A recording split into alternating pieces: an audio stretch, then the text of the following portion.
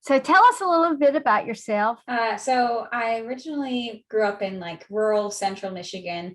My hometown has like a small college. So, we have an influx of students that come in, and then when everybody leaves, it's just us townies. And so I grew up kind of surrounded by my grandparents' land. They had about 80 to 100 acres all in one area, and we kind of all lived on the same road. So I spent a lot of my childhood literally just walking down to my grandparents or down to my cousins and spending a lot of time outside and on their land. And so from a young age, I loved nature and the outdoors because really that's all we had to do. I was still a 90s kid. It was before, the internet got big. So I spent a lot of time outside. And so when I went to college, I didn't really know what I wanted to do. I just started taking a bunch of courses, trying to, get some sort of spark or some sort of idea of what path to go down. And so my freshman year, I took dendrology, which was the, identification of trees. And so it had a lab component where we were walking outside and we were, learning how to tell the differences between tree species that before that I had no idea, right? Like you're walking through the woods and you're like, oh, this is beautiful. And maybe an oak from a maple, but really outside of that, it was all new and exciting. And I felt kind of like I had this secret insider knowledge that other people didn't have. So that kind of sparked this like interest and joy in forestry. And prior to that, I had no idea that really natural resources outside of, the agricultural parts was really like an option as a career. I was surrounded by ag land and that kind of stuff growing up, but not a lot of natural resources professionals or any sort of, people to look up to or aspire to. And so during my bachelor's degree, I found forestry and it was wonderful. And I loved every minute of it. And I got to work with so many people that had interest in, managing forest or, looking at the soil after fires. So it was so diverse and broad that I had no idea was even possible, that it really kind of roped me in, and I've stuck with it since then. But after my bachelor's degree, I wanted to, I knew I wanted to get into extension. I had some experience with that in my undergraduate degree. So I kind of knew that I wanted to be in the forefront of bringing that scientific research-based education to people who actually use it, not just for science sake. So that kind of led me to moving down here and doing my master's degree at NC State.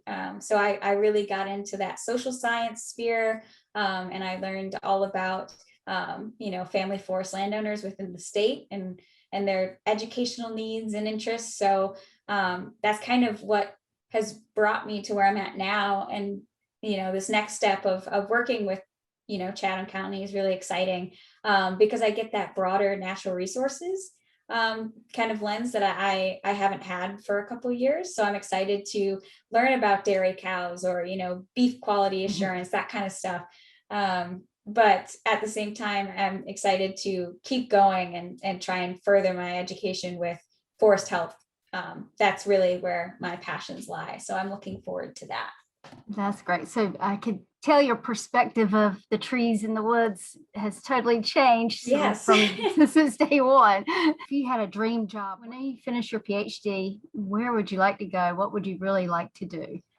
Honestly, when I moved here, I always joke that North Carolina was kind of like unassuming, and that, I knew about Virginia and I knew that North and South Carolina existed, but it never occurred to me that it was someplace to live or really even work until I moved down here. And so the Southeast has really captured my heart and my interest, which is how, impactful forestry is in this region.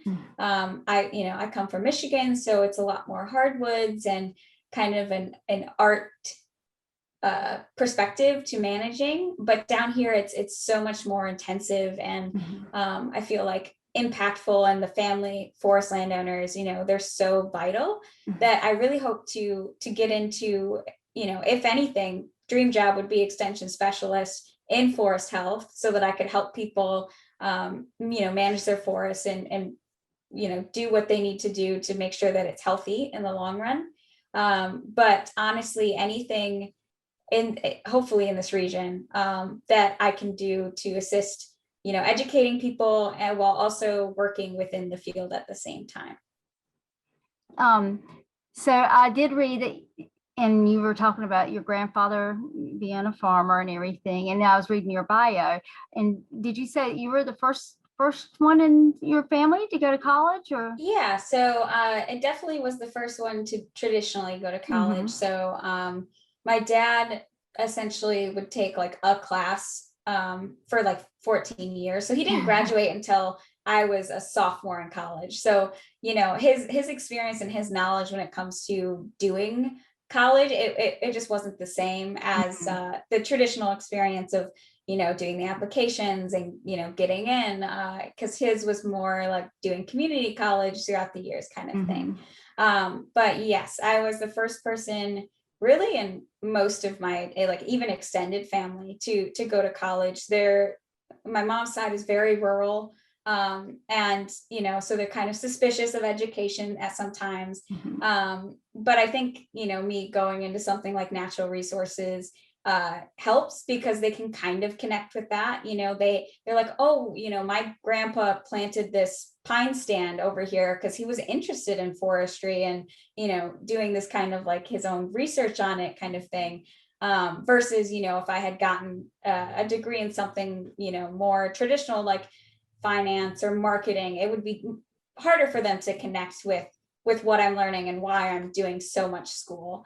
And my dad's side of the family is also relatively rural, but they're a little bit more tolerant of schooling and thinking that it's a good thing. So but yeah, I definitely was. Well, I know they're very proud of you.